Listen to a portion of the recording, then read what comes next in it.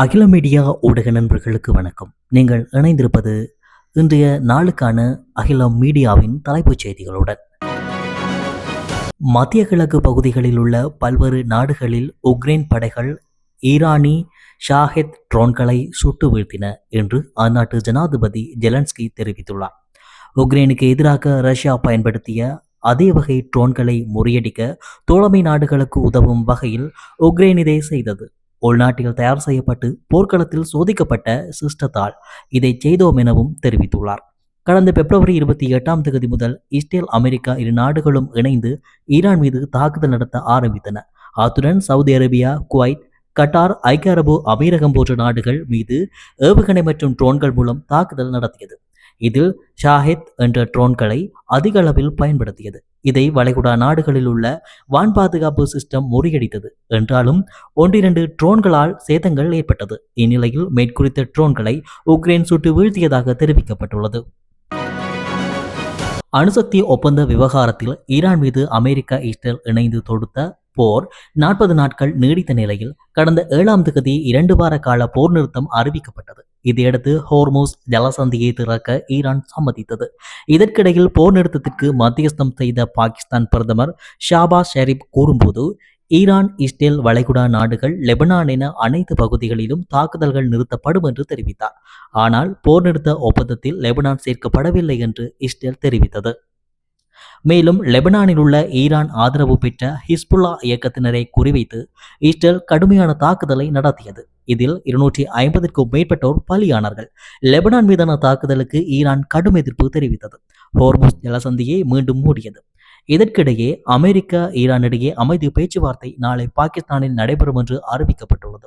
ஆனால் லெபனான் மீது இஸ்ரேல் தொடர்ந்து தாக்குதல் நடத்தி வருவதால் இந்த அமைதி பேச்சுவார்த்தை நடைபெறுவதில் சிக்கல் ஏற்பட்டுள்ளது. இந்த நிலையில் லெபனான் மீதான தாக்குதலை நிறுத்தாதவரை அமெரிக்காவுடன் பேச்சுவார்த்தை நடத்த மாட்டோம் என்று ஈரான் அறிவித்துள்ளது. இது தொடர்பாக ஈரான் அரசின் ஃபார்ஸ் செய்தி நிறுவனம் கூறியதாவது, அமெரிக்காவுடன் பேச்சுவார்த்தை நடத்துவதற்கு ஈரான் குழு பாகிஸ்தானை சென்றடைந்ததாக வெளியான தகவல் உண்மையில்லை. லெபனானின் போர் நிறுத்தம் ஏற்படும் வரை பாகிஸ்தானின் அமெரிக்கா தரப்புடன் அமைதி பேச்சுவார்த்தைகளில் பங்கேற்க ஈரானுக்கு எந்த திட்டமும் இல்லை என்று தெரிவித்தது.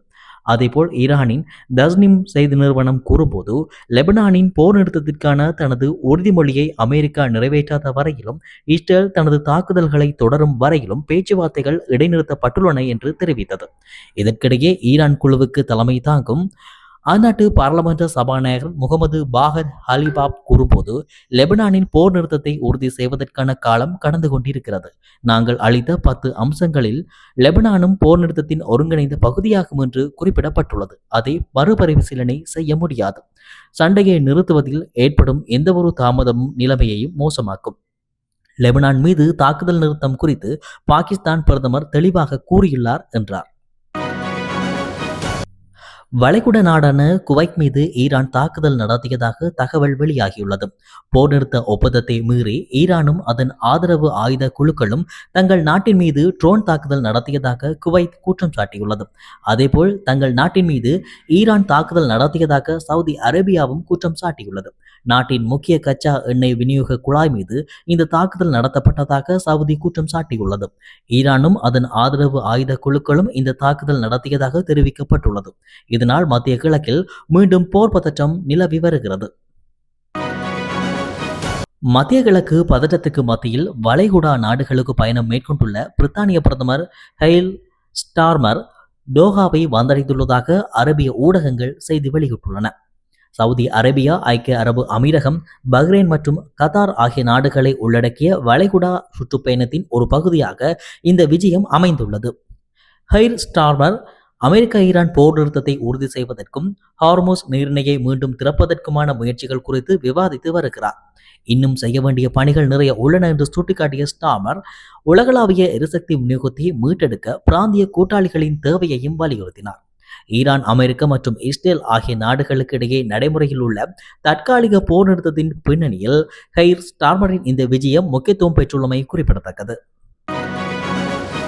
சம்பள உயர்வு கிடைக்காததால் தான் பணிபுரியும் நிறுவனத்தின் கிடங்குக்கு ஊழியர் ஒருவர் தீ வைத்த சம்பவம் அமெரிக்காவில் நடந்துள்ளது.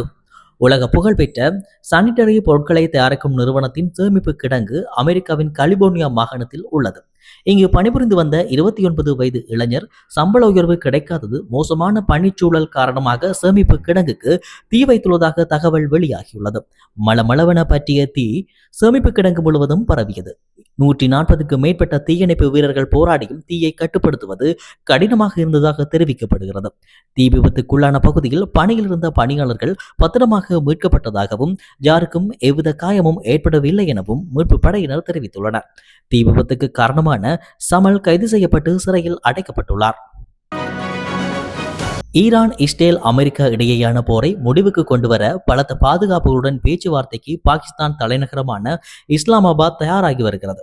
ஈரான், இஸ்ரேல், அமெரிக்கா இடையே கடந்த பிப்ரவரி 28 தொடங்கிய தாக்குதல்கள் ஒரு முடிவை எட்டாமல் தொடர்ந்த நிலையில் ஈரானுடன் 2 வார கால போர் நிறுத்தத்தை ஏற்றுக்கொண்டதாக அமெரிக்க அதிபர் டொனால்ட் ட்ரம்ப் புதன்கிழமை அதிகாலையில் அறிவித்தார். இந்த 2 வார கால தற்காலிக போர் நிறுத்தத்திற்கு பாகிஸ்தான் முக்கிய மத்தியஸ்தராக பங்காற்றியுள்ளது. இதைத் தொடர்ந்து அனைத்து சர்ச்சைகளையும் தீர்ப்பதற்கான ஒரு ஒப்பந்தத்தை எட்டுவது குறித்து பேச்சுவார்த்தை நடத்துவதற்காக அமெரிக்க மற்றும் ஈரான் தூதுக்குழுக்களுக்கு ஏப்ரல் 10 பாகிஸ்தான் வருமாறு பாகிஸ்தான் பிரதமர் ஷெபாஸ் ஷெரீப் அழைப்பு விடுத்தார். இந்நிலையில் 10 பேர் கொண்ட குழு ஈரானிலிருந்து பேச்சுவார்த்தைக்கு பாகிஸ்தான் வந்தடையும் என்று தன்னுடைய எக்ஸ் தளத்தில் பதிவிட்டிருந்த ஒரு பதிவை பாகிஸ்தானுக்கான ஈரான் தூதுவர் ரெஷா அமிரி நீக்கியிருந்த நிலையில் அந்த குழு வெள்ளிக்கிழமை இஸ்லாமாபாத்தை வந்தடையும் என எதிர்பார்க்கப்பட்டிருக்கிறது. ஈரானிய உச்சதலைவர் மொஜ்தபா கமைனி வெளியிட்ட அறிக்கையில் கூறியிருப்பதாவது: அமெரிக்க இஸ்ரேலின் தாக்குதல்களில் கொல்லப்பட்ட எனது தந்தை அயதுல்லா அலி கமனி மற்றும் பிற தியாகிகளின் மரணங்களுக்கு பழி வாங்குவோம். ஈரானை தாக்கியவர்களை நிச்சயம் தண்டிப்போம். குற்றமிழைத்த ஆக்கிரமிப்பாளர்கள் தப்பிச் செல்ல ஈரான் அனுமதிக்காது. இப்போரில் ஏற்பட்ட ஒவ்வொரு காயத்திற்கும் இழப்பீடும், தியாகிகளுக்கு இரத்த பணமும், மாற்றுத்திறனாளிகளுக்கான முன்னாள் படை வீரர்களுக்கு மறுவாழ்வு நஷ்ட ஈட்டையும் நாங்கள் நிச்சயமாக கோருவோம். ஹோர்முஸ் ஜலசந்தியின் நிர்வாகத்தை ஒரு புதிய கட்டத்திற்கு நாங்கள் நிச்சயமாக முன்னெடுத்துச் செல்வோம். அந்த ஜலசந்தியை நிர்வகிப்பதில் ஈரான் ஒரு புதிய கட்டத்திற்கு நுழைகிறது. ஈரான் போரை விரும்பவில்லை என்றாலும் தனது உரிமைகளை ஒருபோதும் விட்டுக் கொடுக்காது. இந்த போரில் ஈரான் திட்டவட்டமாக வெற்றியாளராக திகழ்கிறது. தற்காலிக சண்டை நிறுத்தம் என்பது போரின் முடிவு அல்ல. அனைத்து இராணுவ பிரிவுகளும் உச்ச தலைவரின் கட்டளையை பின்பற்றி தங்கள் துப்பாக்கிச் சூட்டை நிறுத்தி வைத்துள்ளன. எங்கள் கைகள் இப்போது துப்பாக்கியின் விசையின் மீதே உள்ளன. எதிரி தரப்பிலிருந்து மிகச்சிறிய தவறு நேர்ந்தாலும் அது முழு பலத்துடன் முறியடிக்கப்படும் என்று அவர் கூறியுள்ளார். கெய்டி நாட்டில் ஆயுதமேந்திய கும்பல்களின் வன்முறையை கட்டுப்படுத்த ஐநா பாதுகாப்பு பேரவையின் அனுமதியுடன் கென்யா தலைமையிலான பல நாட்டு பாதுகாப்பு படை கடந்த 2024 நிலைநிறுத்தப்பட்டது. இந்த படையில் பணியாற்றிய அதிகாரிகள் 4 பாலியல் வன்கொடுமை சம்பவங்களில் ஈடுபட்டதாக ஐநா பொதுச் செயலாளர் ஆண்டோனியோ குட்டரஸ் வெளியிட்ட அறிக்கையில் குற்றம் சாட்டப்பட்டிருந்தது.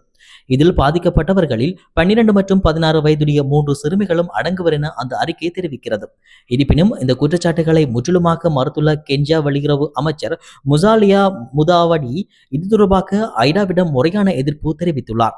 இது குறித்து நடத்தப்பட்ட விசாரணையில் குற்றச்சாட்டுகளுக்கு எவ்வித ஆதாரமும் இல்லை என்றும் எந்த அதிகாரப்பூர்வ புகாரும் பதிவு செய்யப்படவில்லை என்றும் அவர் விளக்கமளித்துள்ளார். நிதி மற்றும் செயல்பாட்டு சிக்கல்களுக்கு மத்தியிலும் ஹெய்டியின் பாதுகாப்பிற்காக கென்யா அர்ப்பணிப்புடன் பணியாற்றிய நிலையில் இத்தகைய குற்றச்சாட்டுகள் ஏமாற்றம் அளிப்பதாக அவர் குறிப்பிட்டுள்ளார். தற்போது கென்யா தலைமையிலான இந்த படைக்கு மாற்றாக கெங் சப்ரஷன் போர்ம்ஸ் என்ற பெரிய சர்வதேச படை அங்கு பொறுப்பேற்று வருவது குறிப்பிடத்தக்கது. ஆசிய வர்த்தகத்தில் எண்ணெய் விலைகள் தொடர்ந்து உயர்ந்து வருகின்றன.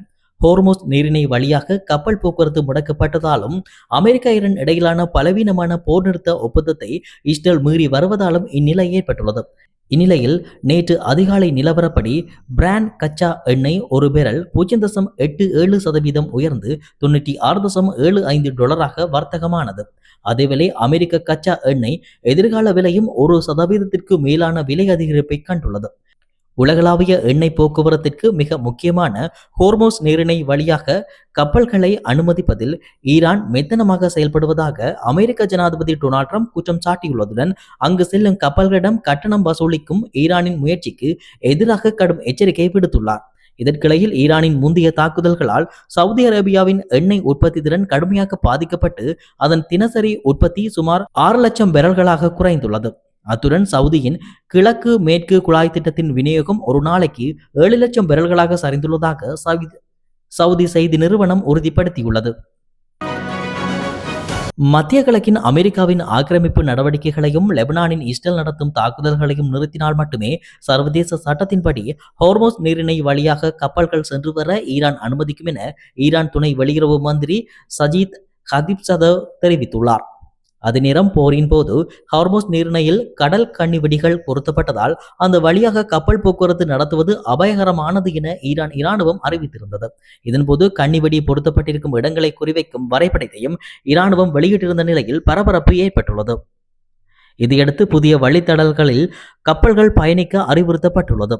அதன்படி உள்ளே வரும் கப்பல்கள் ஓமான் வளைகுடாவிலிருந்து வடக்கு திசையில் லராக் தீவை நோக்கி சென்று பின்னர் பாரசீக வளைகுடாவை நோக்கி தொடர்ந்து செல்ல வேண்டும். வெளியேறும் கப்பல்கள் பாரசீக வளைகுடாவிலிருந்து லராக் தீவின் தெற்கே கடந்து பின்னர் ஓமான் வளைகுடாவை நோக்கி தொடர்ந்து செல்ல வேண்டும் என குறிப்பிடப்பட்டுள்ளது. இத்துடன் அகிலம் மீடியாவின் இன்றைய நாளுக்கான தலைப்புச் செய்திகள் நிறைவடைகின்றன. இதுபோன்ற உலக செய்திகளை உடனுக்குடன் பெற்றுக்கொள்ள தொடர்ந்தும் அகிலம் மீடியாவுடன் இணைந்திருங்கள். வணக்கம்.